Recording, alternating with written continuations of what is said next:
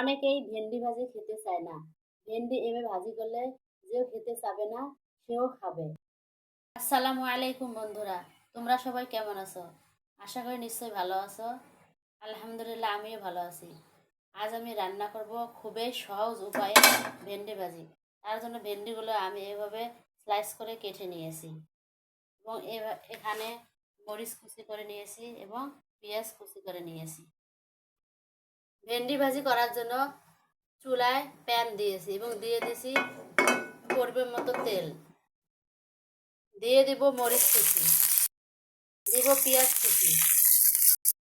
মরিচ এবং পেঁয়াজ দিয়ে ভালোভাবে নাড়াচাড়া করব।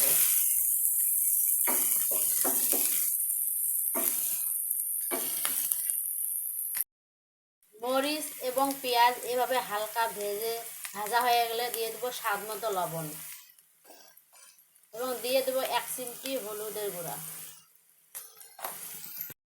লবণ ও হলুদ ভালোভাবে নাড়াচাড়া করব।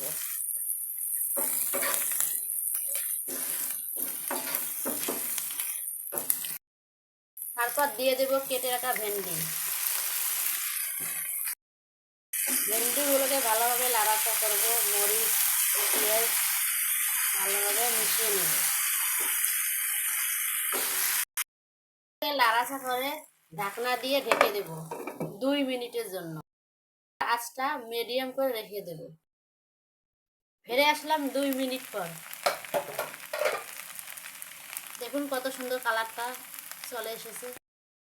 এবার ভেন্ডিগুলোকে ভালোভাবে নাড়াচাড়া করে দেব।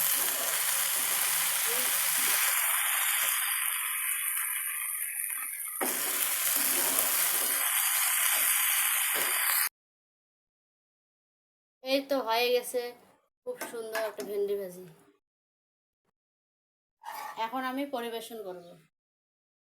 দেখুন কত সুন্দর কালারটা, সবুজ সবুজ আছে।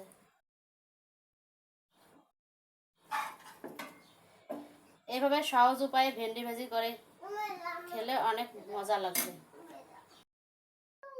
আমার এই ভিডিওটি ভালো লাগলে লাইক কমেন্ট এবং শেয়ার করে পাশে থাকবেন এবং সুন্দর সুন্দর কমেন্টের মাধ্যমে আমাদের নতুন ভিডিও করতে আগ্রহ। আমার ভিডিওতে আমার কথায় কোনো ভুল থাকলে ক্ষমা সুন্দর দৃষ্টিতে দেখবেন, আর মানুষ মাত্রই ভুল।